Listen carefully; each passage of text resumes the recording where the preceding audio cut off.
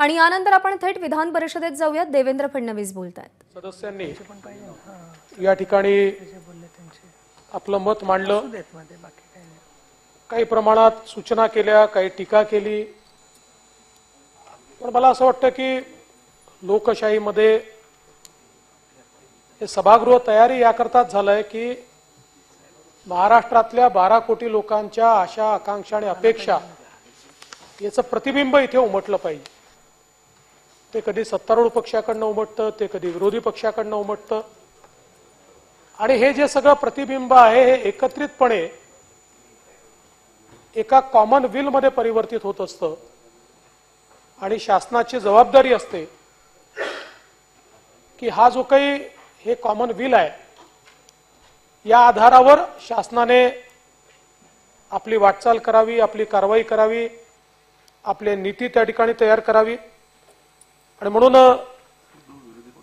खरं तर अनेक मुद्दे या ठिकाणी आलेले आहेत आणि सभागृह याच्याशी सहमत असेल की सगळ्या मुद्द्यांचं एका उत्तरामध्ये मी समावेश करून उत्तर देऊ शकेल अशी परिस्थिती नाही. पण ठळकपणे जे मुद्दे या ठिकाणी आलेले आहेत त्याची उत्तरं देण्याचा प्रयत्न करीन. काही वैयक्तिक मुद्दे जे आले आहेत त्याची उत्तरं देण्याचा मी प्रयत्न करीन. तथापि काही लोकांचे मुद्दे कदाचित राहून जातील तर ते कालौघात त्याची उत्तरं देखील देण्याचा प्रयत्न हा निश्चितपणे आपण करू. विशेषतः या ठिकाणी कायदा आणि सुव्यवस्था या विषयावर देखील एक मोठी चर्चा झाली. आणि अनेक वेळा कायदा आणि सुव्यवस्थेचा जो विचार आपण करतो हा आकड्यांच्या आधारावर करतो. पण मला असं वाटतं की प्रवीण दरेकरांनी एक अतिशय चांगला मुद्दा या ठिकाणी मांडला की सेफ्टी परसेप्शन हे अधिक महत्त्वाचं असतं. एखाद्या व्यक्तीला सुरक्षित वाटणं, उदाहरणादाखल आपण मुंबईचा विचार केला तर वर्षानुवर्ष मुंबई ही इतर मोठ्या शहरांच्या तुलनेत महिलांना सेफ वाटते. महिला इथे रात्री देखील प्रवास करतात आणि हे वर्षानुवर्ष मुंबईने जपलंय. हे सेफ्टी परसेप्शन आहे की मला रात्री 10 वाजता लोकलमध्ये गेल्यानंतर मी सुरक्षित राहीन.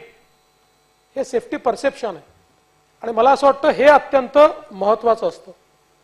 अनेक वेळा आपण संख्या किंवा आकडेवारी जी सांगतो, आता सांगितलं गेलं की महाराष्ट्र गुन्ह्यांमध्ये तिसरा आहे. तर महाराष्ट्र मोठा आहे, महाराष्ट्राची लोकसंख्या जास्त आहे. देशामध्ये 2 नंबरची लोकसंख्या ही महाराष्ट्राची आहे. आपण ॲब्सोल्यूट नंबरमध्ये गुन्हे कधी पाहत नाही. दर 1 लाख लोकसंख्येमागे गुन्हे किती आहेत अशा प्रकारे गुन्ह्यांची गणना केली जाते. आणि आपण तो जर विचार केला तर दर लाख गुन्ह्यांमागे भारतीय दंड संविधानाचे जे गुन्हे आहेत त्याचं प्रमाण महाराष्ट्रामध्ये 294.3 इतकं आहे आणि त्यानुसार महाराष्ट्राचा क्रम हा देशामध्ये 10वा आहे. अगदी आपण आता चालू वर्षीच्या म्हणजे 2023च्या अखेर जे काही गुन्हे दाखल झालेले आहेत याचा आपण मागील वर्षीशी जर तुलना केली तर त्याच्यामध्ये देखील 5493 गुन्ह्यांची घट आहे. खुनामध्ये घट आहे, दरोड्यामध्ये घट आहे, जबरी चोरीमध्ये घट आहे, घरफोडीमध्ये घट आहे, चोरीमध्ये घट आहे. आणि या व्यतिरिक्त सातत्याने एक जो मुद्दा समोर येतो तो म्हणजे महिला या ठिकाणी गायब होण्याच्या संदर्भातला. आता खरं म्हणजे आपण जर एक गोष्ट बघितली तर सर्वोच्च न्यायालयाने महिला आणि बालक हे ज्यावेळेस गायब होतात त्यावेळी आपल्यावर काही निर्बंध टाकले आहेत. उदाहरणादाखल 72 तासामध्ये आपल्याला त्याला FIR मध्ये कन्वर्ट करावं लागतं. त्यांचं ॲब्डक्शन झालंय असं समजून, म्हणजे त्यांना किडनॅप केलाय, पळवून नेण्यात आलाय असं समजून त्याची चौकशी आपल्याला करावी लागते. आता आपण जर बघितलं की महिला आणि बालकांवरचे अत्याचार याचा जर आपण विचार केला तर याच्यामध्येही महाराष्ट्र हा देशामध्ये 12व्या क्रमांकावर आहे. आसाम पहिला आहे, दिल्ली आहे, मग ओडिशा आहे, मग हरियाणा आहे, मग तेलंगणा आहे, मग राजस्थान आहे, मग अंदमान निकोबार आहे, मध्य प्रदेश आहे, पश्चिम बंगाल आहे, केरळ आहे, आंध्र प्रदेश आहे आणि त्याच्यानंतर महाराष्ट्र आहे. आणि बाललैंगिक गुन्ह्यांच्या संदर्भातला जर आपण विचार केला तर त्या संदर्भात महाराष्ट्र 17वा आहे. त्याच्यामध्ये अंदमान निकोबार, लक्षद्वीप, सिक्कीम, केरळ, मेघालय, दादरा नगर हवेली, दिल्ली, हरियाणा, मिझोरम, पुदुचेरी, छत्तीसगड, तेलंगणा, तमिळनाडू, मध्य प्रदेश, उत्तराखंड, ओडिशा आणि त्याच्यानंतर महाराष्ट्राचा क्रमांक आहे.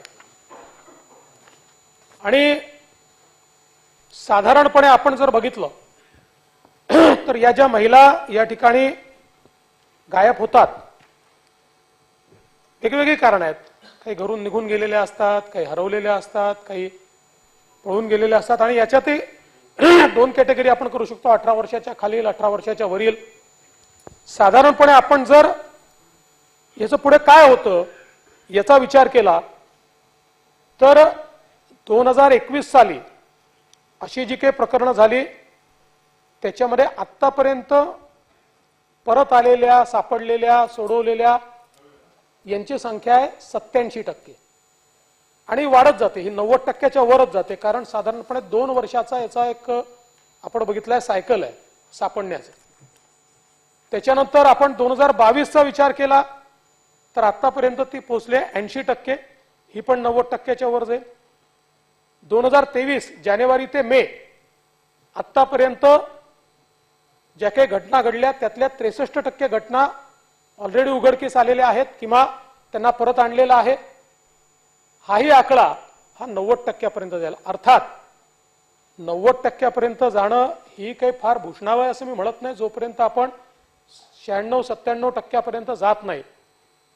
पण देशामध्ये साधारणपणे जर आपण बघितलं तर देशाची सरासरी अशा प्रकरणांमध्ये जी आहे त्यापेक्षा आपल्याकडे परत आणण्याची सरासरी ही 10% जास्त आहे देशापेक्षा, इतर राज्यांपेक्षा 10% ती जास्त आहे.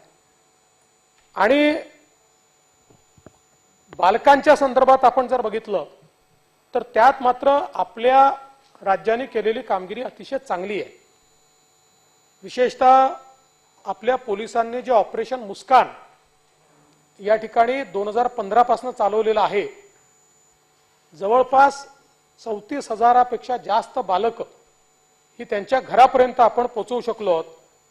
आणि आपण बघितलं तर 2021 साली आता मिळून आलेल्या बालकांची टक्केवारी 96%वर पोहोचली आहे. ही अजून 1% वाढू शकते. 22ची 90%वर पोहोचली आहे, 91%वर पोहोचली आहे, ही पण जवळपास 96-97%वर जाईल. आणि आत्ताची 2023ची आताच 71%वर पोहोचली आहे, ही देखील त्या ठिकाणी 96-97%पर्यंत जाईल. अर्थात याच्यातही आपण तर प्रयत्न हा केला पाहिजे की 100% बालक ही सापडली पाहिजेत. पण एक गोष्ट निश्चितपणे त्याचा उल्लेख मला केला पाहिजे की आपल्या पोलिसांनी ही जी काही कामगिरी केली आहे ऑपरेशन मुस्कानच्या माध्यमातून, त्या संदर्भात केंद्र सरकारने विशेष आपला उल्लेख हा देशाच्या पार्लमेंटमध्ये देखील केला आहे. आणि मला असं वाटतं की याकरता आपण आपल्या पोलिसांचं अभिनंदन हे निश्चितपणे केलं पाहिजे. किडनॅपिंग आणि ॲब्डक्शन याच्यामध्ये देखील महाराष्ट्राचा क्रमांक जो आहे हा 10वा आहे. आणि या व्यतिरिक्त खरं म्हणजे आता या जास्त आकडेवारीमध्ये मी या ठिकाणी जात नाही. फक्त एवढंच सांगू इच्छितो की एक हे जे परसेप्शन आपण तयार करण्याचा प्रयत्न करतोय की रोज 70 मुली गायब होत आहेत, महाराष्ट्रामध्ये मुली सुरक्षित नाही आहेत, हे खरं नाही आहे. आणि याच्या ॲनालिसिसमध्ये आपण गेलो, अनेक वेळा ज्येष्ठ महिला घरून निघून गेलेल्या असतात, काही घरची कारणं असतात, मग त्याची तक्रार होते, मग पोलीस त्यांना घरी आणतात, अशी अनेक कारणं त्याची आहेत. त्यामुळे या सगळ्या कारणांमध्ये या ठिकाणी मी जाणार नाही. आपण विशेषतः राज्यातली गुन्हेगारी आटोक्यात आणण्याकरता मोठ्या प्रमाणात या ठिकाणी प्रतिबंधात्मक कारवाया केल्या आहेत। जवळपास 2023चा जर आपण विचार केला तर आपण 1651 प्रकरणांमध्ये तडीपार केलेला आहे।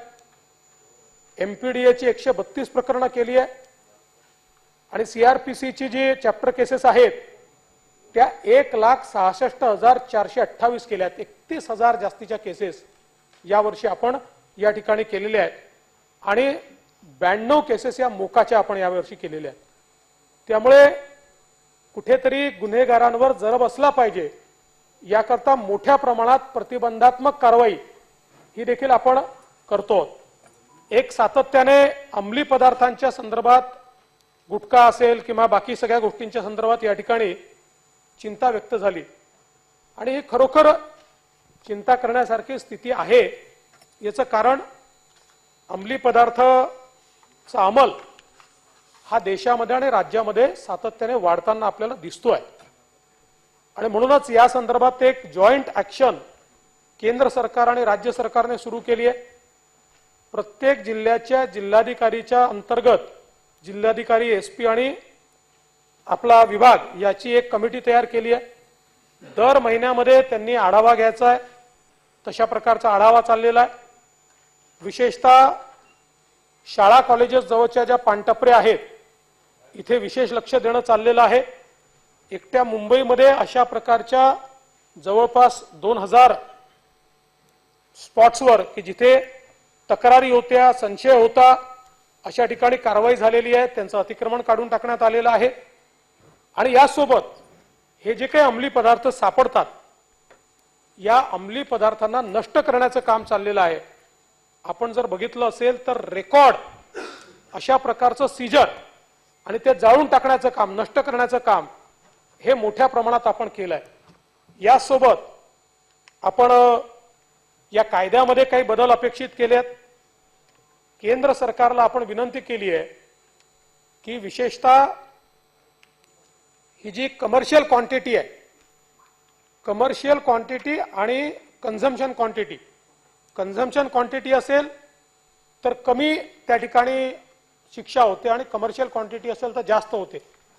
आमच्या लक्षात असं आलंय की वर्षानुवर्ष ती कमर्शियल क्वांटिटी ही फार मोठी आहे।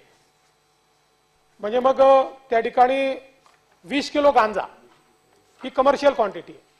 आता आम्ही सांगितलं की 5 किलोवरती आणा। 5 किलोच्या वर असेल तर तो कमर्शियल माना, 5 किलोच्या आत असेल तर त्याला इतर यूज करता माना। अशा प्रकारे जेवढे यातले वेगवेगळे व्हेरायंट आहेत, हेरोईन असेल किंवा अजून त्याच्यामध्ये वेगवेगळ्या प्रकारचे ड्रग्ज असतील, या संदर्भातली कारवाई आता आपण केंद्र सरकारला विनंती केली आहे की ते आपण कमी करा। दुसरी आपण विनंती केली आहे की अबेटमेंटचा एक सेक्शन याच्यात वाढवा, जेणेकरून आताची परिस्थिती अशी आहे ड्रग्जमध्ये की मोठ्या प्रमाणात कुरिअरचा वापर करणं। आपल्याला कल्पना असेल की आता आपण आपल्या पोर्ट्सवर स्कॅनर लावले, कारण असं लक्षात आलं की अतिशय साळसूतपणे कंटेनरमध्ये वर काही वेगळं ठेवायचं आणि खाली ड्रग्ज ठेवायचे, असे ड्रग्ज येणं सुरू होतं। मोठ्या प्रमाणात आता हे ड्रग्ज आपण कॅच केले। जवळपास सगळ्या कुरिअरला आणि पोस्ट ऑफिसेसमध्ये त्या ठिकाणी आपण निर्देश दिलेले आहेत की स्कॅनिंग केलं पाहिजे, हे जे कुरिअर्स आहेत याची माहिती घेतली पाहिजे आणि रँडमली आपण देखील मोठ्या प्रमाणात त्याची तपासणी केली आहे। मोठे कुरिअर कंपनीज जे आहेत त्या ठिकाणी जाऊन तपासणी केलेली आहे आणि त्यांना हे सांगितलंय की तुमची जबाबदारी असणार आहे, त्यामुळे याची तुम्ही तपासणी जी आहे ती केली पाहिजे। कारण आपल्याला माहिती आहे डार्क नेटवर, व्हॉट्सॲपवर, सोशल मीडियावर असे ग्रुप तयार करून आणि त्यातनं या ज्या काही पेमेंट गेटवे तयार झाले त्यातनं पेमेंट करायचा आणि याच्यावर ऑर्डर करायची आणि कुरिअरने घ्यायचं। म्हणजे कुठेही ह्युमन इंटरव्हेन्शनच नाही, चेनच सापडत नाही आणि म्हणून आता ती चेन सापडण्याच्या दृष्टीनं हे इंटरव्हेन्शन आपण केलेलं आहे। आणि विशेषतः आतापर्यंत आपण जो विकायचा त्याच्यावर कारवाई करायचो, आता चेनच्या शेवटच्या टोकापर्यंत जाण्याचा प्रयत्न आपण करतोय। एवढंच नाही तर आपल्याला कल्पना आहे की अनेक गोळ्या केमिस्टकडनं घेतल्या जातात आणि त्याचा दुरुपयोग केला जातो, ते कफ सिरप्स त्याचा दुरुपयोग केला जातो। आता त्या संदर्भात सगळ्या कंपन्यांना त्यांचा स्टॉक तो कुठे गेला हे ट्रॅक करायला सांगितलंय। सगळ्या केमिस्टच्या दुकानांमध्ये सीसीटीव्ही लावायला लावल्यात आणि मी केमिस्ट असोसिएशनचे आभार मानेन की त्यांनी ते मान्य केलं आणि आता जवळपास 60-70% ठिकाणी लागले, सगळीकडे ते लागतायत आणि त्यांना स्टॉक ठेवायचा आणि कधीही पोलिसांनी जर विचारलं, माहिती मागितली की तुमच्याकडे कोडीन या घटकातले किती विक्री झाली आणि ती कोणाकोणाला दिली त्याचे प्रिस्क्रिप्शन दाखवा, तर प्रिस्क्रिप्शन ठेवावे लागतील आणि आवश्यकता असेल तर सीसीटीव्ही फुटेज देखील द्यावा लागेल। अशा प्रकारची व्यवस्था देखील आता या संदर्भात केली आहे। अध्यक्ष महोदय, या ठिकाणी अवैध दारू विक्रीवर, जुगारावर देखील मोठ्या प्रमाणात कारवाई आपण ही केलेली आहे। त्यासोबत आपण जर बघितलं तर मगाशी मी महिलांच्या अत्याचाराच्या संदर्भात सांगत होतो। खरं म्हणजे महिला अत्याचारामध्ये सगळ्यात महत्त्वाचं काय आहे, एक तर गुन्हा रजिस्टर झाला पाहिजे, जो आपण फ्री रजिस्टर करतो। त्यामुळे महिला अत्याचाराच्या संदर्भात रजिस्ट्रेशन ऑफ ऑफेन्स मध्ये वाढ झाली तर त्याचं चिंता तर केली पाहिजे, पण त्याच्यात एक समाधानही मानलं पाहिजे की महिला पुढे येत आहेत, त्या समाजाच्या दबावाखाली नाही आहेत। पण यातलं महत्त्वाचं काय आहे, तर महत्त्वाचं आहे की त्या ऑफेन्सेसची निर्गती कशी होते। आणि मग आपण केंद्र सरकारने एक पोर्टल तयार केलाय की ज्या पोर्टलवर प्रत्येक राज्याला महिलांच्या संदर्भातल्या या खटल्यांची निर्गती म्हणजे त्याच्यामध्ये हे दाखल करणं, चार्जशीट दाखल करणं हे वेळेत झालं पाहिजे, 60 डेज मध्ये झालं पाहिजे, अशा प्रकारे केंद्र सरकारने सांगितलं। आता 2019 मध्ये आपण 24% केसेस करू शकलो 60 दिवसात, 20 मध्ये 44%, 21 मध्ये 57%, 22 मध्ये 72% आणि आता जून अखेरपर्यंत यावर्षी 85% केसेस 60 दिवसामध्ये आपण चार्जशीट त्या ठिकाणी नेली आहे। कारण आपण फास्ट ट्रॅक कोर्ट तयार केले आणि जर त्या ठिकाणी चार्जशीटच दाखल झाली नाही तर त्याचा अर्थ नाही आहे। आमचा प्रयत्न आहे की पुढील वर्षीपर्यंत 90%च्या वर जायचं आणि 100%पर्यंत आपल्याला जायचं आहे की महिलांवरच्या या ज्या प्रमुख गुन्हे आहेत याच्यामध्ये 60 दिवसामध्ये चार्जशीट दाखल झालीच पाहिजे। आणि याच्यामध्ये विशेषतः आपण टेक्निकल एव्हिडन्स असेल किंवा त्या ठिकाणी फॉरेन्सिक एव्हिडन्स असेल याला जास्त महत्त्व देतो आणि एक कमिटी आता आपण तयार केली। आपल्याला कल्पना असेल मागच्या काळामध्ये कन्व्हिक्शन रेट वाढवण्याकरता 14 GR आपण काढले होते आणि मग 9%वरनं 54%पर्यंत आपला कन्व्हिक्शन रेट गेला। आता त्या GR मध्ये कालानुरूप काय बदल व्हायला पाहिजे याकरता एक कमिटी तयार केली आहे आणि त्या कमिटीच्या माध्यमातून त्या GRचा परफॉर्मन्स ऑडिट करून त्याच्यामध्ये अधिक बदल करून आपला कन्व्हिक्शन रेट हा वाढवण्याच्या दृष्टीनं आपण निश्चितपणे या ठिकाणी प्रयत्न करणार आहोत। खरं म्हणजे मगाशी मुली बेपत्ता झाल्याचा जो एक विषय मी सांगितला, आपल्याला आश्चर्य वाटेल की आपली सरासरी कोविडच्या काळात देखील कमी झाली नाही। साधारणपणे आपल्याकडे 64,000 मुली किंवा महिला या दरवर्षी एक ॲव्हरेज त्या जातात आणि मग परत येतात। कोविडच्या लॉकडाऊनच्या काळातही 63,252 अशा प्रकारचा आकडा होता। त्याच्यामुळे मला असं वाटतं की याच्याकडे जरा वेगळ्या प्रकारे आपल्याला पाहावं लागेल, याचं वेगळ्या प्रकारे याचं डिसायफरिंग जे आहे हे आपल्याला करावं लागेल आणि तो करण्याचा प्रयत्न निश्चितपणे आपण करतोय। महिला सुरक्षिततेसाठी सर्व पोलीस आयुक्तालयांमध्ये आपण त्या ठिकाणी पोलीस अधीक्षक स्तरावर महिला सहायता कक्ष केलेला आहे। जिल्हा आयुक्तालय, पोलीस ठाणे या लेवलवर महिला समित्या तयार केल्या आहेत। त्याचप्रमाणे आपण 27 न्यायालय आणि 86 जलदगती न्यायालय तयार केले आहेत। ह्या महिला अत्याचाराची प्रकरणं केवळ ही न्यायालय बघतात। बलात्कार आणि पॉस्कोसाठी 138 विशेष न्यायालय तयार केलेले आहेत आणि शाळा, कॉलेज, गर्दीची ठिकाणं या ठिकाणी दामिनी पथकाच्या माध्यमातून आपण आता व्हिजिट्स चालू केलेले आहेत। पोलीस काका आणि पोलीस दिदी यांच्यासारखे काही उपक्रम आपण सुरू केले आहेत।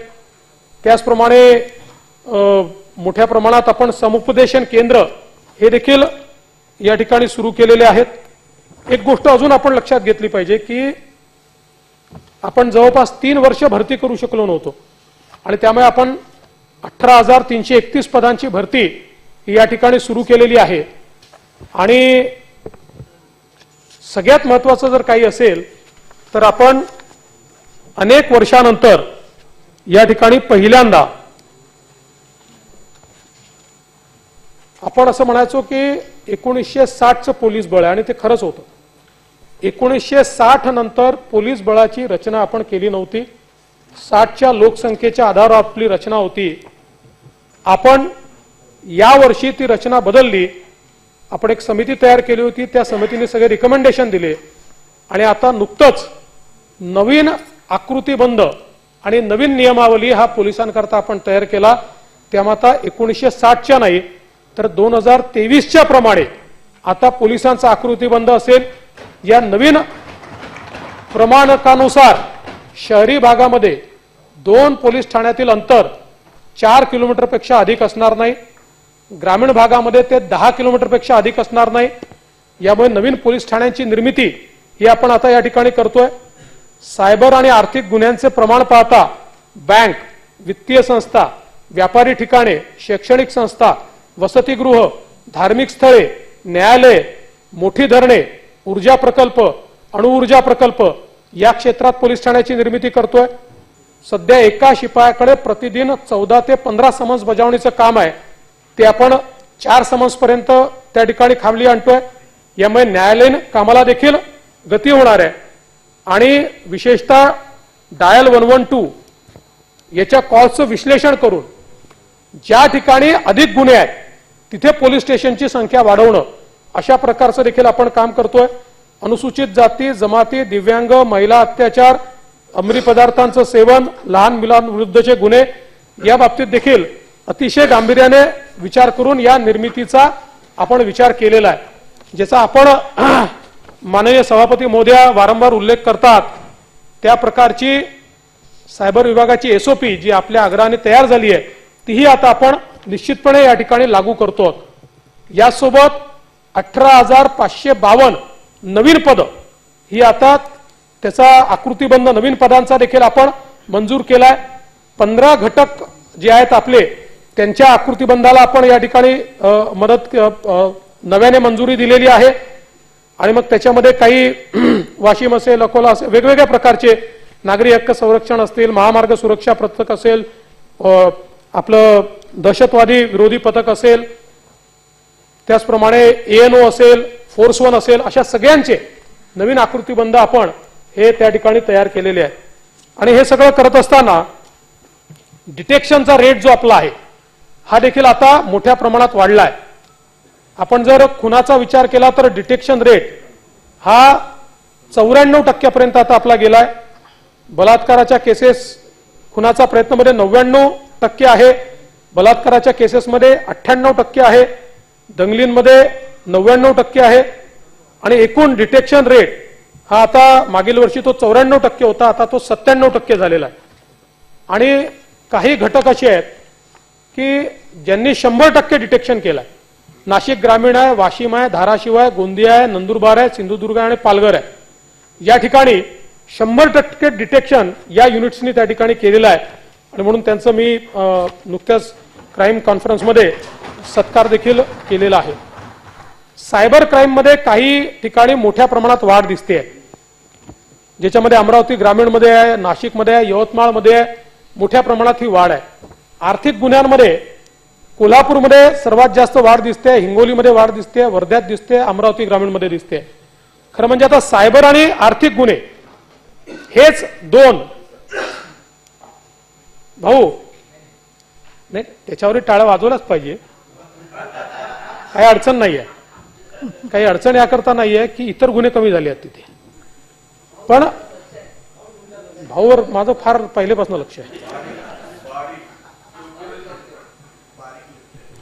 मुळातच आता आपल्या पुढचं आव्हान हे सायबर गुन्हे आणि आर्थिक गुन्हे हेच आहे आणि म्हणून आता आर्थिक गुन्ह्यांच्या संदर्भात ईओडब्ल्यू चं नेटवर्क खालपर्यंत आपण नेतो की जेणेकरून अलीकडच्या काळामध्ये आर्थिक गुन्ह्यांचे संदर्भातले अर्ज हे मोठ्या प्रमाणात येतात आणि त्याची निर्गती वेळेत झाली पाहिजे या दृष्टीने देखील मोठ्या प्रमाणात आपले प्रयत्न जे आहेत हे प्रयत्न चालले आहेत. या निमित्ताने मला हे देखील सांगितलं पाहिजे की नक्षलग्रस्त भागामध्ये आपण 57 कोटी रुपयाचा आराखडा हा त्या ठिकाणी तयार केलेला आहे. डायल 112 मुळे एप्रिल 22 मध्ये आपला रिस्पॉन्स टाइम होता 16 मिनिट, आता तो झालाय 8 मिनिट. 16.40 मिनिट होता तो 8.14 म्हणजे जवळपास अर्धा झालाय रिस्पॉन्स टाइम. CCTNS 2चं काम आता आपण सुरू केलेलं आहे. यामुळे पोलिसांना मोबाईल ऍप उपलब्ध होणार आहेत. डेटा एंट्री ही सोपी होणार आहे, कमीत कमी होणार आहे. नवीन पद्धतीने FIR नोंदवण्याची त्यांना त्या ठिकाणी आता सुविधा मिळणार आहे आणि सगळ्या गोष्टी रिअल टाइम होणार आहे. म्हणजे FIR खोडला, हे केलं ते केलं असं काही नाही. आणि आता अतिशय चांगली कनेक्टिव्हिटी आपण त्या ठिकाणी देतो आहोत की जेणेकरून पूर्वीच्या काळामध्ये केस डायरी मॅन्युअल असायची, आता ती ऑटोमॅटिक पूर्णपणे डिजिटल केस डायरी असणार आहे. म्हणजे मग जे अनेक वेळा आरोपी सुटतात, केस डायरीत खोडाखोड होती, केस डायरीत हे होतं, असं आता कुठलाही स्कोप हा त्या ठिकाणी नाही आहे. सर्च आणि फिल्टरची सोय त्याच्यामध्ये आहे. त्यामुळे डेटा जसा आपल्याला गुगलवर डेटा मिळतो तसा त्यांनाही तात्काळ डेटा पोलिसांना इमिजिएट मिळेल याची आता आपण व्यवस्था करतो.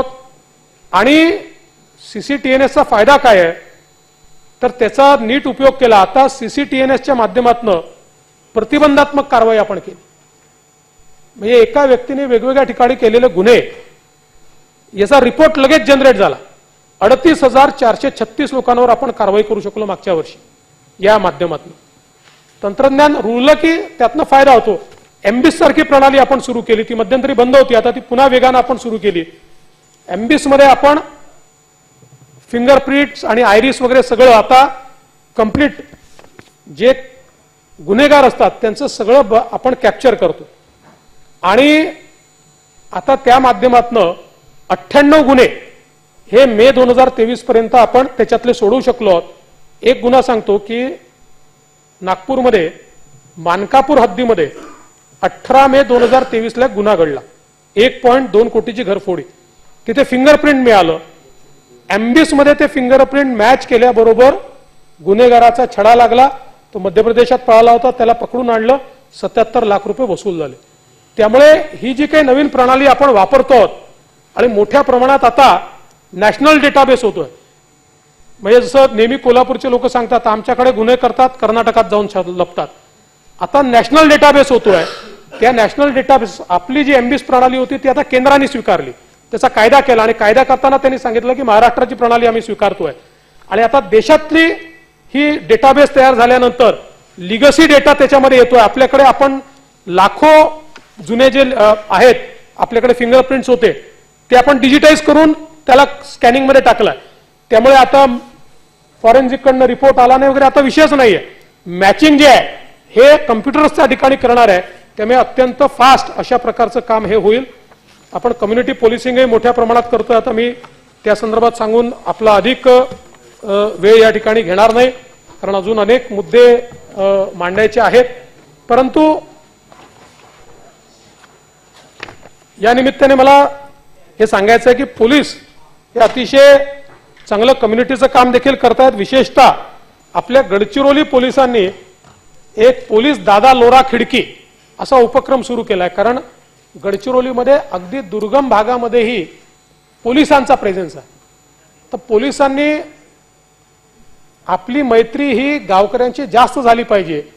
गावकऱ्यांनी पोलिसांना मदत जास्त केली पाहिजे या दृष्टीने हा उपक्रम चालवला. आणि महसूल किंवा अन्य विभागाचे सगळे लाभ हे पोलीस तिथे पोहोचवतात शेवटच्या माणसापर्यंत. आणि त्यामुळे पोलीस मोठ्या प्रमाणात त्यात पॉप्युलर झाले. 3 लाखापेक्षा जास्त लाभ हे पोलिसांनी त्या ठिकाणी लोकांपर्यंत पोहोचवलेले आहेत. त्यामुळे मला असं वाटतं की त्याही संदर्भात अनेक गोष्टी आहेत की ज्या या ठिकाणी सांगता येतील. सन्मान्य अंबादास दानवेजींनी देखील काही मुद्दे या ठिकाणी उपस्थित केले ज्याच्यामध्ये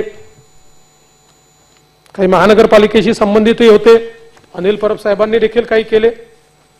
आता खरं म्हणजे बारसूचा एक मुद्दा या ठिकाणी आपण उपस्थित केला आणि बारसूच्या संदर्भात अतिशय स्पष्टपणे या ठिकाणी सांगितलं पाहिजे की ही रिफायनरी जी आपल्याला करायची आहे ही रिफायनरी या महाराष्ट्राच्या हिताची आहे.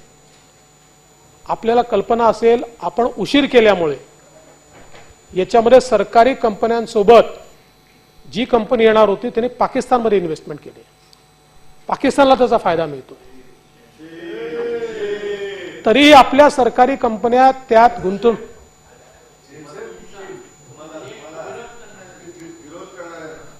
तरी देखील आपल्या सरकारी कंपन्या या ठिकाणी ही रिफायनरी तयार करणार आहेत. याचे बोर होल्स घेताना हे खरं आहे काही गावकऱ्यांनी त्या ठिकाणी विरोध केला, रस्ता अडवण्याचा प्रयत्न केला, परंतु ते संख्येने अतिशय कमी आहेत. त्यांच्याशी संवाद साधण्याचा प्रयत्न आपण केलाय. आपल्याला जबरदस्ती करायची नाही. मला तिथल्या गावकऱ्यांच्या संदर्भात एकच सांगतो, नाही हा ओव्हरऑल मोठ्या प्रमाणात सपोर्ट आहे. ज्यांचा विरोध आहे मी आपल्यालाही विरोधी पक्षनेते विनंती करणार आहे आणि एकट्यामध्ये आपल्याला मी दाखवतोय काही लोक ज्यांना या देशाचा विकास नको आहे तीच माणसं आपल्याला आरेच्या आंदोलनामध्ये दिसतात, तीच माणसं आपल्याला बुलेट ट्रेनच्या आंदोलनामध्ये दिसतात, तीच माणसं आपल्याला बारसूच्या आंदोलनामध्ये दिसतात. यातली काही माणसं नर्मदेच्या आंदोलनात देखील होती.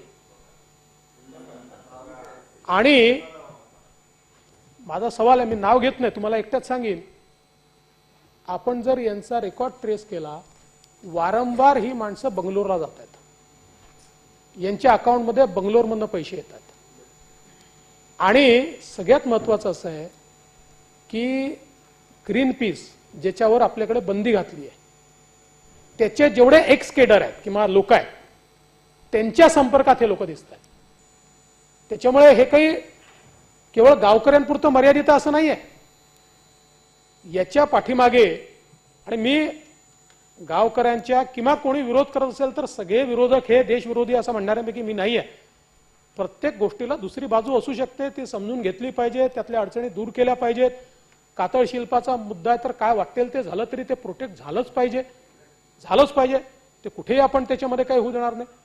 पण त्याच वेळी जे या राज्याच्या हिताचं आहे, पुढची 20 वर्ष या राज्याची इकॉनॉमी ज्यातनं आपण ज्याला चालना देऊ शकतो अशा गोष्टींना विरोध हा करणं त्या ठिकाणी योग्य नाही. आणि या संदर्भात मी आपल्याला निश्चितपणे सांगू इच्छितो की न्यायालयापुढे नेल्यानंतर कुठल्याही तक्रारदाराने मारहाण केल्याची त्या ठिकाणी कंप्लेंट केलेली नाही, इल ट्रीटमेंटची कंप्लेंट केलेली नाही.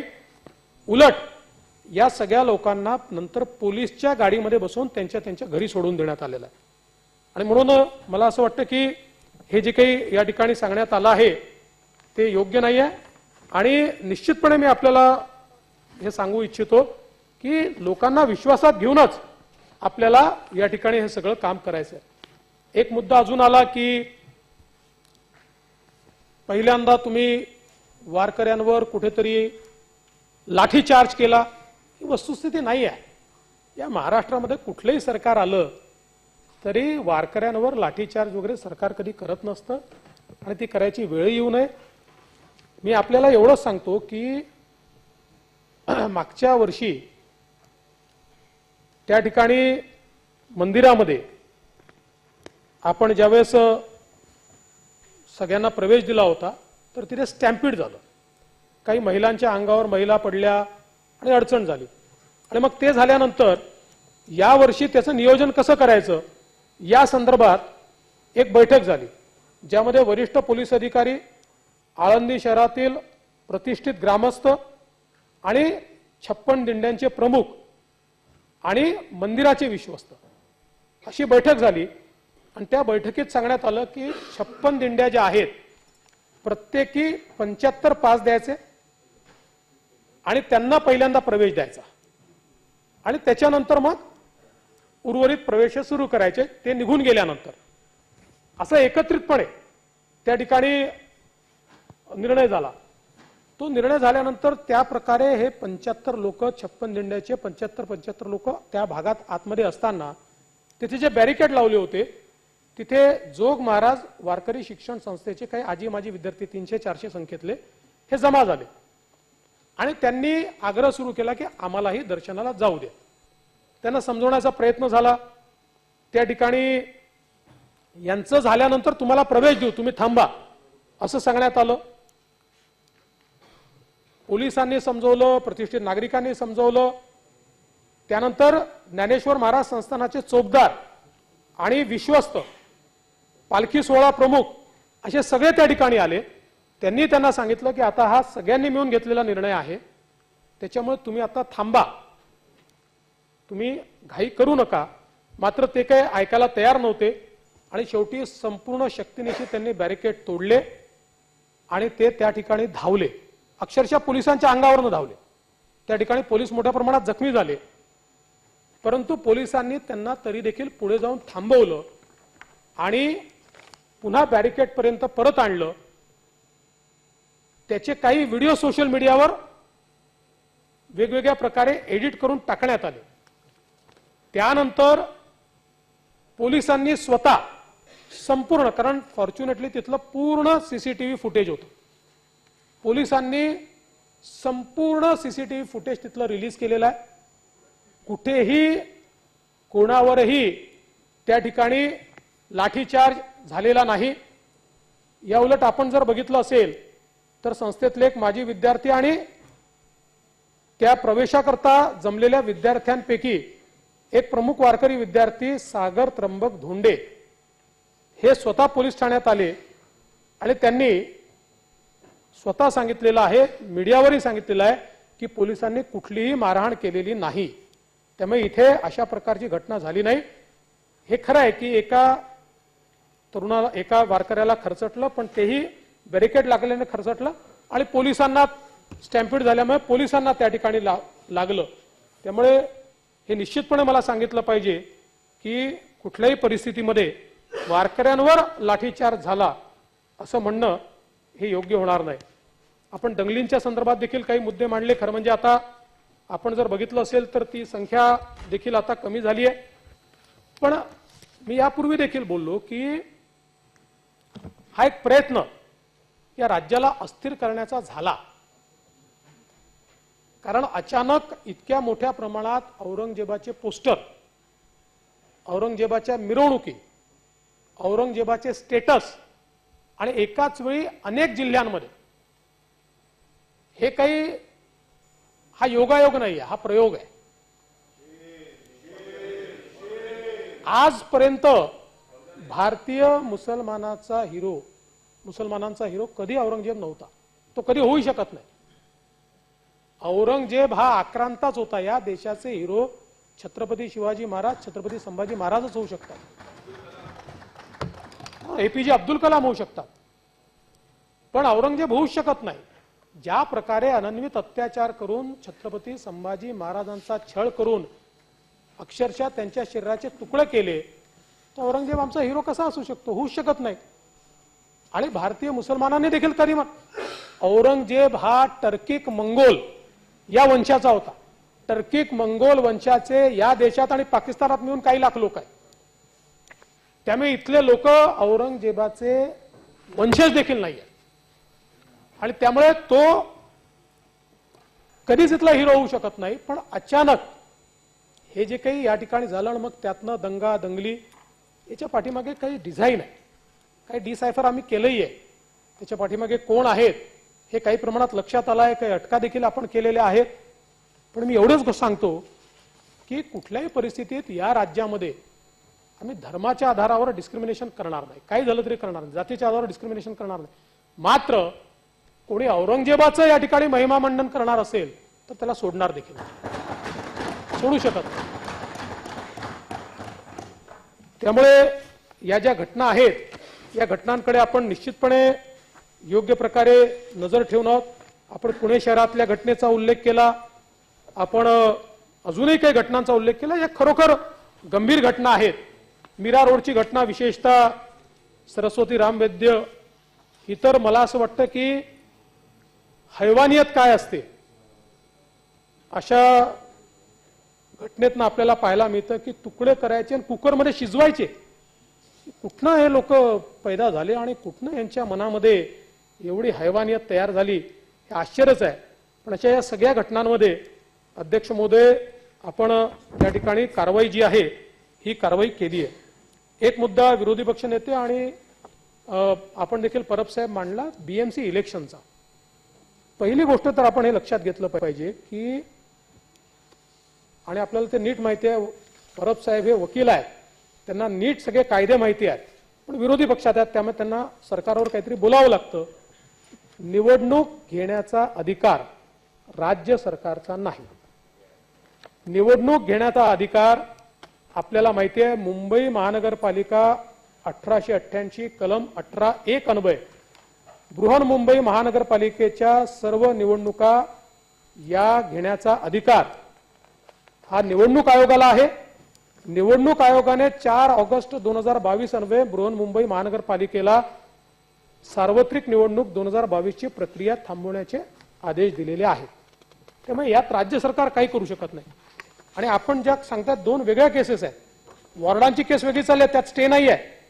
मुळामध्ये ही जी काही आरक्षणाची केस होती यात अनेक केसेस टॅग झाल्या वेगवेगळ्या आणि त्या सगळ्या म्हणजे तुमचे पक्षांनी काही टाकल्या आहेत, आम्ही काही टाकल्या आहेत, अजून कोणी काही टाकल्या आहेत, सगळ्या केसेस एकत्रित टॅग झाल्या आणि त्याच्यामध्ये त्यांनी सांगितलेलं आहे की या केसचा निर्णय होतपर्यंत कोणतीही निवडणूक आपल्याला घेता येणार नाही. महानगरपालिका साहेब तुम्ही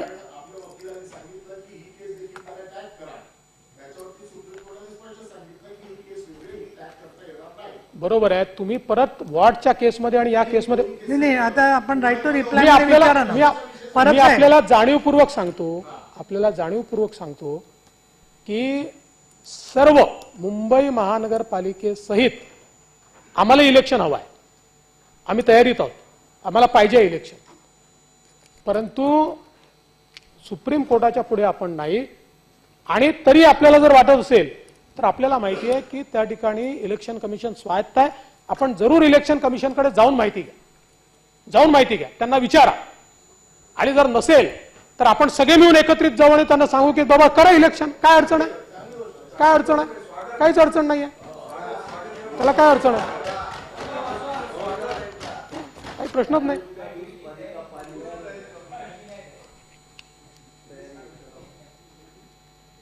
मुंबई ब्युटिफिकेशन प्रोजेक्टच्या संदर्भातले काही विषय या ठिकाणी आपण मांडले. खरं म्हणजे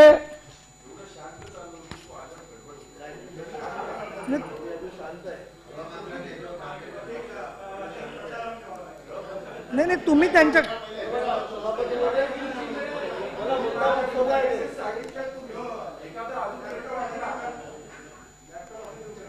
नाही ते गृह मंत्रालय संरक्षण लागते, लक्षात ठेवा. अशी लोक आहेत.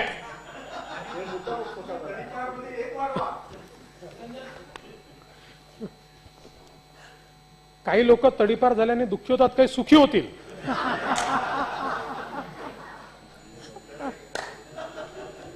अध्यक्ष महोदय, ही जी काही कामं आपण या ठिकाणी सुरू केली आहे तर या कामांच्या संदर्भात एकूण 1294 कामं आहेत.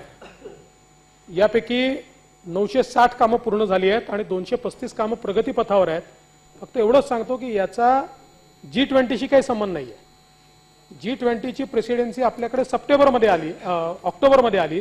ही कामं ऑगस्टमध्ये आपण सुरू केलेली आहेत आणि विशेषतः मुंबईचं सुशोभीकरण झालं पाहिजे याकरता ही कामं केली आहेत. एक प्रश्न आपण विचारला की आपण पुनर्पृष्टीकरण का केलं, रस्त्यांचं पुनर्डांबरीकरण का केलं.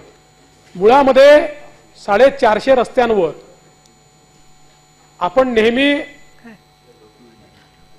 जेव्हा आपला पावसाळा येतो खड्डे भरतो. डांबराची क्वालिटी अशी आहे की त्याला एक पूर्ण लेअर दिल्याशिवाय ते खड्डे कधीच राहत नाही. त्यामुळे मग पावसाळ्यातच ते खड्डे त्या ठिकाणी परत उखडतात, मग त्या खड्ड्यांमधून त्रास होतो. आणि म्हणून एक चांगला प्रयोग यावेळेस केलाय आणि खड्डा बुजवायच्या ऐवजी त्याचं पुनर्पृष्टीकरण केलंय. पण आता ज्या प्रकारे आपण कॉन्क्रीट रोडचं काम करतोय कदाचित 3, 3.5, 4 वर्षानंतर हा प्रश्नच विचारण्याची आवश्यकता पडणार नाही. कारण रोडचं मोठ्या प्रमाणात कॉन्क्रिटीकरण झालं असेल आणि दरवर्षी तेच रस्ते, तेच खड्डे, तेच पुनर्पृष्टीकरण, हा जो काही मुंबई महानगरपालिकेचा एक प्रघात आहे, हा प्रघात पूर्णपणे त्या ठिकाणी बंद झालेला आपल्याला पाहायला मिळेल. त्यासोबत आपण हे देखील विचारलं की आपल्या हॉस्पिटल्सचं त्या ठिकाणी फायर ऑडिट झालं आहे का. तर साधारणपणे रुग्णालयामध्ये अग्निशमक आणि स्मोक डिटेक्शन यंत्र, आग लावून झालेला धूर असेल तर तो गाळून बाहेर काढण्याची प्रणाली, IoT, स्मोक डिटेक्शन यंत्र, असं वेगवेगळ्या गोष्टी लावण्याचं काम चाललेलं आहे. 15 प्रमुख रुग्णालय जे आहेत यांचं फायर ऑडिट पूर्ण झालेलं आहे, त्याच्यामधली कामं पूर्ण झालेली आहेत आणि इतर सर्व रुग्णालयांचं फायर ऑडिट हे त्या ठिकाणी चाललेलं आहे. साथीच्या आजारांच्या संदर्भात आपल्याला कल्पनाच आहे की पावसाळ्यामध्ये दरवर्षी येतात, त्याच्यावरची उपाययोजना चालली आहे. एक डिसॅलिनेशन प्रोजेक्टच्या संदर्भात आपण सांगितलं होतं. डिसॅलिनेशनचा जो प्रोजेक्ट आहे तो पूर्णपणे प्रगतीपथावर आहे. प्री फिजिबिलिटी झाली, आता फिजिबिलिटी देखील झाली आणि कुठल्याही परिस्थितीमध्ये ऑक्टोबरमध्ये डिसॅलिनेशनच्या कामाचे टेंडर्स हे बृहन्मुंबई महानगरपालिका काढेल. त्यामुळे कुठेही हा प्रकल्प मागे टाकलेला नाही किंवा हा या ठिकाणी थांबवलेला नाहीये. एक आपण हे देखील सांगितलं होतं की आता नगरसेवक नाही आहेत आणि मग लोकांची कामं अडलेली आहेत, ते खरंच आहे. पण यावेळेस महानगरपालिकेने सर्व 36 विधानसभा क्षेत्राकरता प्रति विधानसभा क्षेत्र 35 कोटी रुपये असा 1260 कोटी रुपयाची तरतूद ही त्या ठिकाणी ठेवलेली आहे. त्यामुळे निश्चितपणे ही सगळी कामं जी आहेत ही त्या ठिकाणी होताना आपल्याला दिसतील. अनिल परब साहेबांनी देखील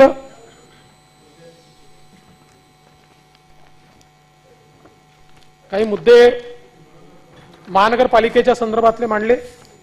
यामध्ये सॅनिटरी नॅपकिन बसवण्याच्या टेंडरमध्ये भ्रष्टाचार झाला असं आपण सांगितलं. मुळामध्ये जी काही मार्केटची किंमत आहे त्याच्यापेक्षा कमी किमतीतच हे घेतलेले आहेत आणि त्या कमी किमतीत घेतानाही 3 वर्षाच्या AMC सहित आणि इन्सिनरेशनच्या फॅसिलिटी सहित ते घेतले आहेत. आणि परब साहेब आतापर्यंत प्रायोगिक तत्वावरच हे केलेलं आहे. केवळ 200 सॅनिटरी नॅपकिन कॉम्बो मशीन 200 घेतलेले आहेत, त्या 200 इन्स्टॉल केलेल्या आहेत. त्यांचा परफॉर्मन्स कसा आहे याच्या आधारावर इतर आपण करणार आहोत. आणि आपण सांगितलं की 5000 शौचालय कुठनं आली, तर एकूण बृहन्मुंबई महानगरपालिका क्षेत्रामध्ये 8173 शौचालय आहेत. हा सगळी हा महापालिकाच मेंटेन करते ना, महापालिकाच करते. नाही किंवा ठीक आहे, माझ्याकडे आता त्याची माहिती एक्झॅक्ट नसेल कदाचित, मी जरूर ती माहिती आपल्याला देईल. पण 200च लागले आहेत.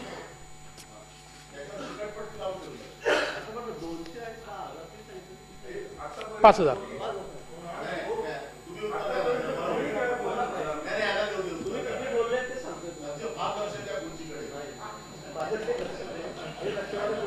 7 हिल्सच्या संदर्भात अध्यक्ष महोदय, या ठिकाणी आपण जर बघितलं तर उपनगरात कोरोना विषाणूच्या अटकावाकरता 7 हिल्स रुग्णालय प्रिन्सिपल ऑपरेशन सेंटर म्हणून कार्यरत राहील. किमान 500 रुग्णशय्या कार्यान्वित असतील याची दक्षता घेण्यासाठी महानगरपालिकेच्या आर्थिक सहाय्याने 7 हिल्स रुग्णालयाचे प्रचालन सुरू ठेवण्यात आलेले आहेत. या संदर्भात आपल्याला कल्पना आहे की आता NCLT मध्ये हा सगळा प्रकरण आहे आणि 10 ऑगस्ट रोजी NCLT मध्ये याची सुनावणी जी आहे ती होणार आहे. त्याचप्रमाणे आपण वेगवेगळ्या फंडाच्या संदर्भात सांगितलं, त्यात मी आता बोललोच आहे. सुशोभीकरण आपण जे करतो आहे ते का करतो आहे वगैरे हे सांगितलेलं आहे.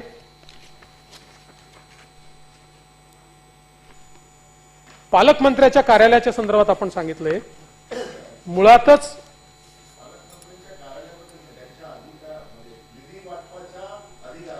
बर, पण कार्यालयाबद्दल सांगून देतो.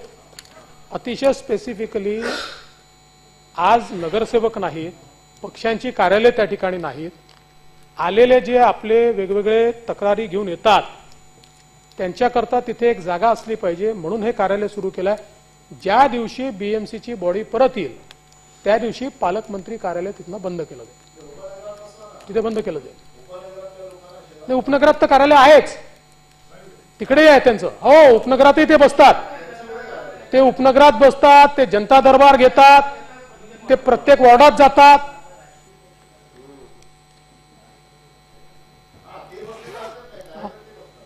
नाही नाही, तेच बसतात, कार्यकर्ते नाही.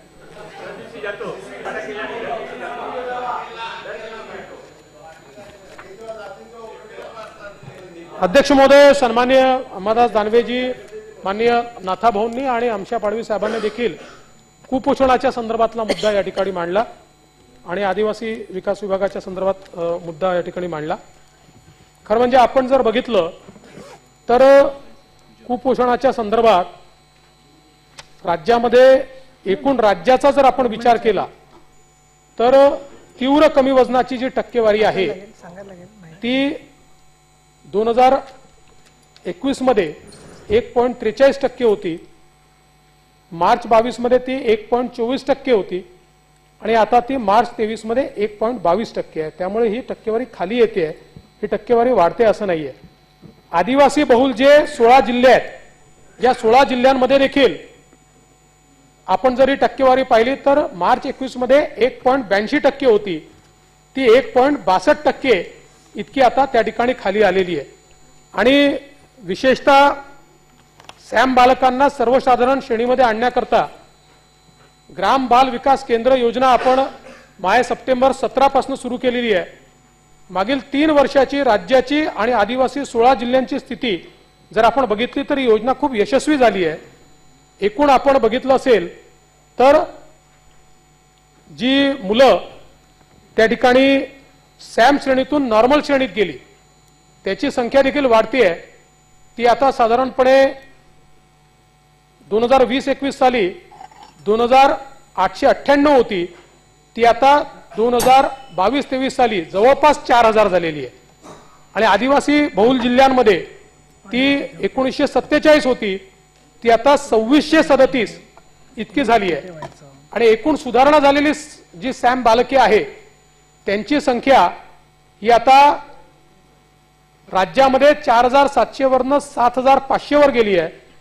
आणि आदिवासी बहुल 16 जिल्ह्यांमध्ये ती 2020-21 साली जी 3191 होती ती आता वाढून 6415 म्हणजे जवळपास दुप्पट बालक ही आता या सॅम कॅटेगरीतली त्यांच्यामध्ये सुधारणा झाली आहे.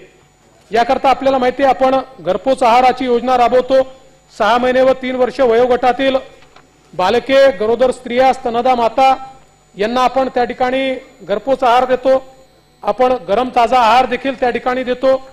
APJ अब्दुल कलाम अमृत आहार योजना आपण चालवतो की ज्या योजनेच्या माध्यमातून त्या ठिकाणी आपण कारवाई करतो.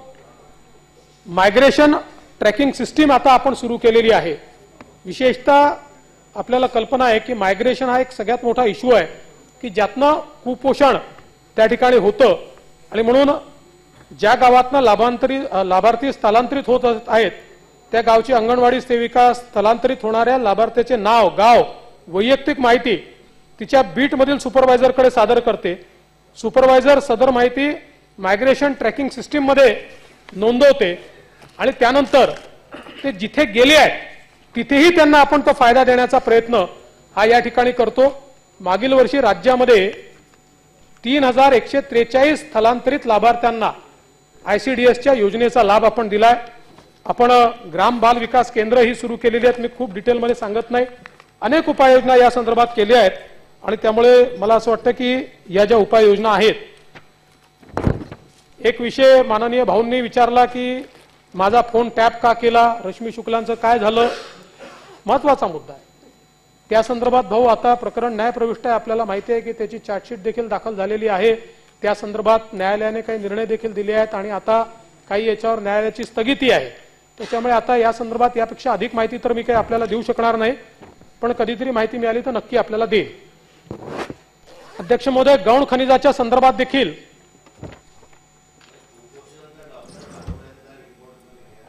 तो घेतलाय, तो रिपोर्ट घेतलाय, त्या रिपोर्टवरही आपण कारवाई करतो. अध्यक्ष महोदय,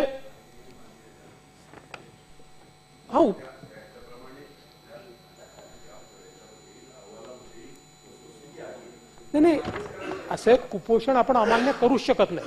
फक्त मी एवढं सांगण्याचा प्रयत्न करतोय की ते हळूहळू आपण खाली आणतो.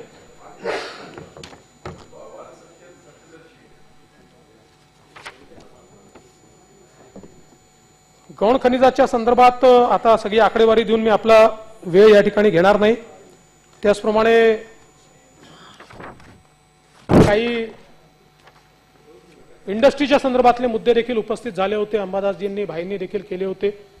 तर एकूण जर आपण बघितलं तर 23/10/2019 ते 30/6/2022 या कालावधीमध्ये राज्यामध्ये स्थापित होणाऱ्या नवीन व विशाल अतिविशाल उद्योगांसाठी एकूण 65 ऑफर लेटर दिले.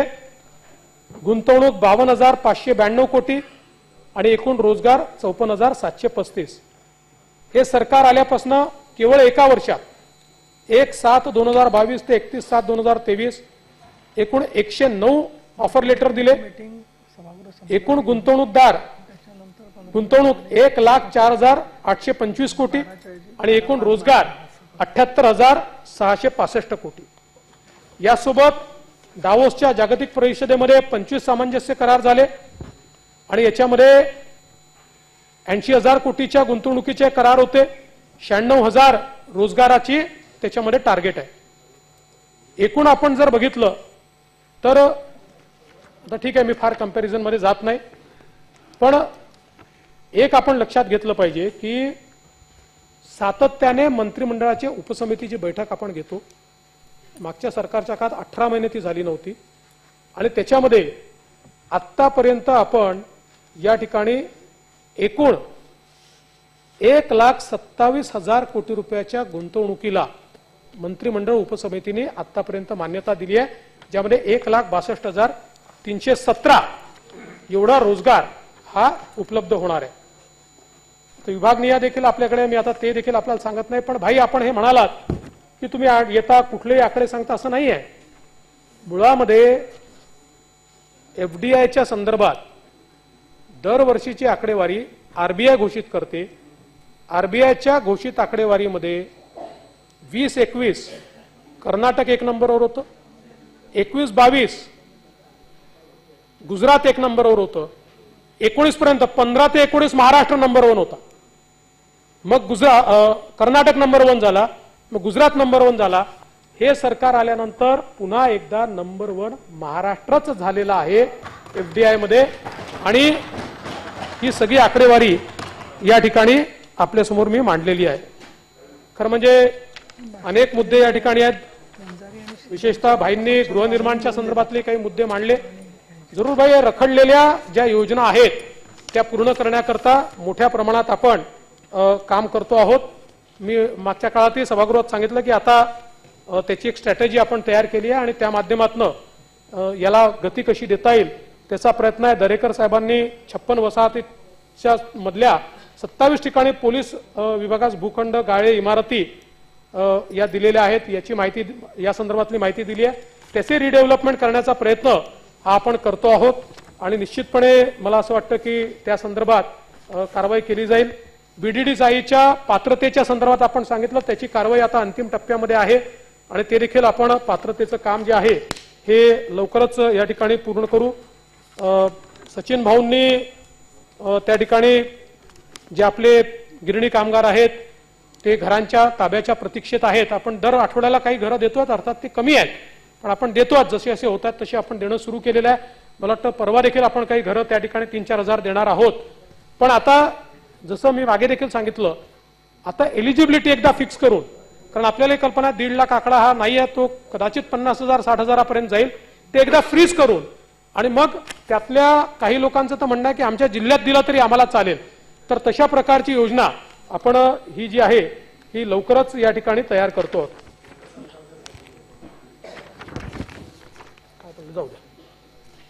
अध्यक्ष महोदय, खरं म्हणजे आता विविध सदस्यांनी जे मुद्दे या ठिकाणी मांडलेले आहेत त्या मुद्द्यांचे उत्तर देखील माझ्याकडे आहेत.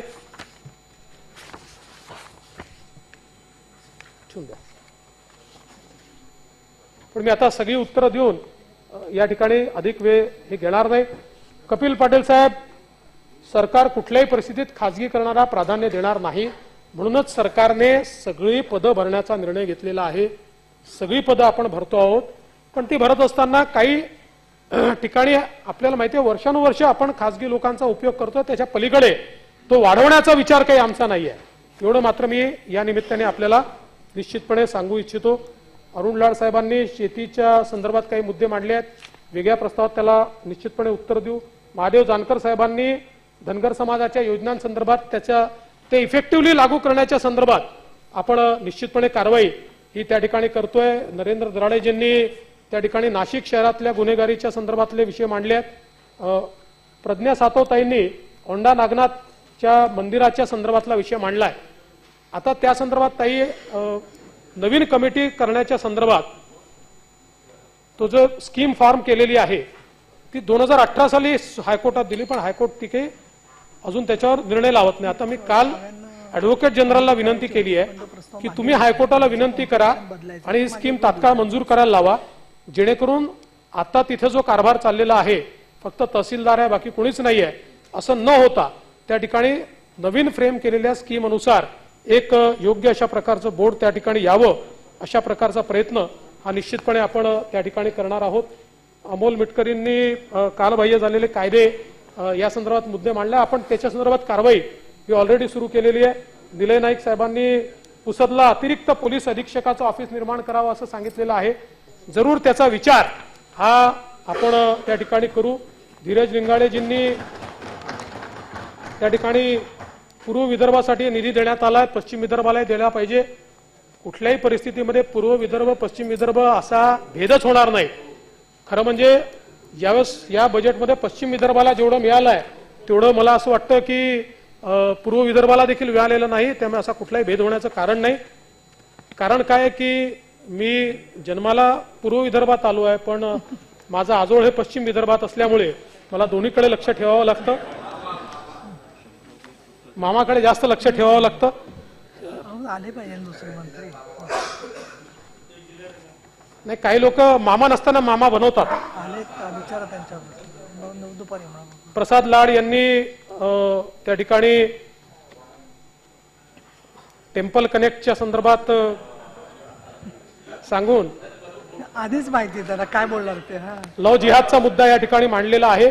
एवढंच सांगू इच्छितो की लव जिहाद किंवा मुलींना फसवून त्यांच्याशी लग्न करणे, खोट्या आयडेंटिटीने करणे या संदर्भात वेगवेगळ्या राज्यांनी जे कायदे केलेले आहेत त्या कायद्यांचा अभ्यास आम्ही करतो आणि त्यानंतर त्याच्यापैकी जे उपयुक्त आपल्या राज्याकरता असेल त्यानुसार आपल्या राज्याच्या कायद्यात त्या प्रकारचे बदल हे येत्या काळामध्ये आपण निश्चितपणे करू. अनिकेत तटकर यांनी हुंडाबळीचा कायदा मजबूत करावा असं या ठिकाणी सांगितलेलं आहे. निश्चितपणे त्याहीकडे लक्ष जे आहे ते दिलं जाईल.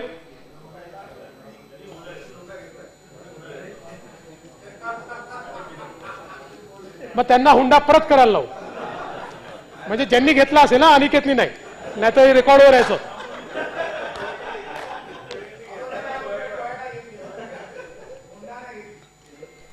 प्रवीण दटकेंनी ताजुद्दीन बाबा ट्रस्टच्या तिथलं अतिक्रमण हटवावं असं त्या ठिकाणी विनंती केली आहे. बऱ्यापैकी आपण हटवलेलं आहे, पण हे खरं आहे काही बंगले बिंगले त्या ठिकाणी लोकांनी ताजुद्दीन बाबा ट्रस्टच्या जमिनीवर बांधलेले आहेत. नक्की ते देखील जे काही अतिक्रमण आहे ते हटवण्यात येईल. सत्यजित तांबेंनी दिग्दर्शक नितीन चंद्रकांत देसाईंच्या आत्महत्येच्या संदर्भातला मुद्दा मांडला आणि खरोखर आपल्या सगळ्यांना अतिशय या गोष्टीचं दुःख आहे की एक अतिशय होनहार अशा प्रकारचा आर्ट डायरेक्टर की ज्यांनी देशामध्ये सर्व प्रकारच्या फिल्म इंडस्ट्रीमध्ये प्रचंड मोठा जम बसवला होता आणि मराठी माणसाला अभिमान वाटावा अशा प्रकारचं कार्य हे नितीन चंद्रकांत देसाईंनी केलं होतं. दुर्दैवाने त्यांनी आत्महत्या केली. त्यांचा स्टुडिओ हा त्या ठिकाणी जप्तीला गेला होता आणि त्यांनी काही व्हॉइस क्लिप्स देखील त्या ठिकाणी दिलेल्या आहेत. त्याच्यामध्ये त्यांनी काही एडिलवाईस कंपनी आणि त्यांच्या काही लोकांवर काही आरोप देखील केलेले आहेत. जरूर याची सगळी चौकशी ही केली जाईल आणि हा प्रयत्न देखील शासनातर्फे केला. अर्थात कायदेशीर तरतुदी आपल्याला बघाव्या लागतील, पण एक मराठी माणसाचा स्टुडिओ आहे तो आपल्याला कसा वाचवता येईल या संदर्भात देखील निश्चितपणे आपण तो प्रयत्न करू. सुरेश धस साहेबांनी ऊसतोड कामगारांच्या संदर्भात चांगलं काम चाललंय, पण अजून चांगलं झालं पाहिजे अशा प्रकारची एक भूमिका या ठिकाणी मांडली. जरूर कायदा केला पाहिजे असं त्यांनी. आपण धस साहेब जरूर पडताळून पाहू आणि कायदा नाही, कुठलाच कायदा रद्द होत नाही आणि माथाड्यांचा जोपर्यंत हे सरकार आहे रद्द होणार नाही. नाही नाही, कायदा जर तुम्ही त्यातल्या अमेंडमेंट वाचल्या तर ज्यांना खोटे धंदे करायचे आहेत माथाड्यांच्या नावावर त्यांच्यावर आपण चाप बसवणार आहोत. खरा माथाडी आधी लक्ष खरा माथाडी जो आहे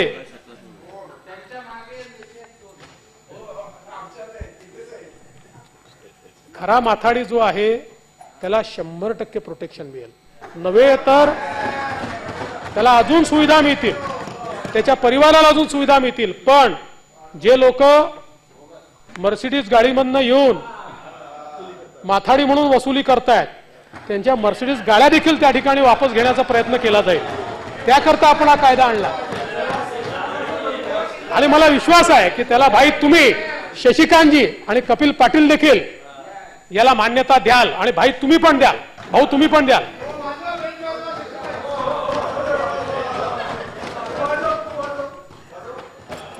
खरं म्हणजे अध्यक्ष महोदय, सर्वच सदस्यांचे मी या निमित्ताने आभार मानतो. काहींनी सूचना केल्या आहेत. हो, त्याचं आहे माझ्याकडे निवेदन आता.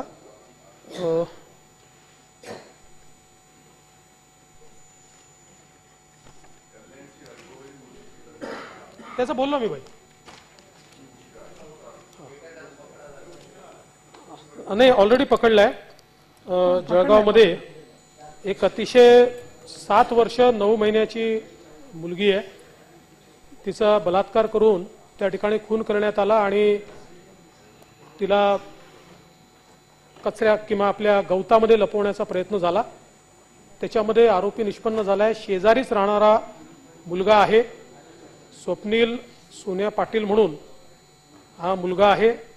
त्यांनी आता कबुली देखील दिलेली आहे आणि त्यांनी गोठ्यातल्या चाऱ्यामध्ये त्या ठिकाणी बलात्कार करून तिला दाबून ठेवलं होतं. या संदर्भात आता पुढची कारवाई आरोपी निष्पन्न झाल्यामुळे आजूबाजूचीच घरं आहेत, बाजूच्याच घरामध्ये त्यांनी ते केलेलं आहे. अतिशय हो, निश्चित आपण भाऊ आपण सांगितलेल्या सगळ्या विषयाची चौकशी करूया. त्यामुळे आता नाही, जातनिहाय जनगणनेच्या संदर्भात मागे देखील मी बोललो की आता सुप्रीम कोर्टामध्ये ती केस गेलेली आहे आणि आता सुप्रीम कोर्टाचा निर्णय त्या संदर्भात काय येतो तो बघितल्यानंतर आपण त्या संदर्भातला निर्णय करू. सभापती महोदय, मी सगळ्या सदस्यांचे आभार मानतो. जी काही टीका झाली असेल ती टीका देखील या ठिकाणी विनम्रपणे स्वीकारून त्यातनं चांगलं काय करता येईल हे करण्याचा प्रयत्न आपण करू. शेवटी कायदा सुव्यवस्था असेल किंवा राज्याचं परिचालन असेल, कोणीच त्या ठिकाणी पूर्णांक नसतो, सगळेच अपूर्णांक असतात. त्याच्यामुळे निश्चितपणे एवढी मोठी व्यवस्था चालवत असताना त्याच्यामध्ये काही अडचणी असतात, काही कमतरता असतात, पण तरी देखील त्यातनं चांगल्यात चांगलं कसं देता येईल हा प्रयत्न आपल्याला करायचा असतो. जे चुका झाल्या त्यातनं शिकायचं असतं. त्यामुळे मी या सभागृहाला आश्वस्त करू इच्छितो की ज्या काही चांगल्या सूचना आल्या असतील किंवा टीका देखील झाली असेल त्या सगळ्या गोष्टींचा योग्य प्रकारे परामर्श घेतला जाईल आणि त्यातनं निश्चितपणे राज्याला पुढे नेण्याकरता योग्य ती भूमिका हे सरकार स्वीकारेल एवढंच सांगतो आणि माझं बोलणं संपवतो. एबीपी माझा, उघडा डोळे बघा नीट.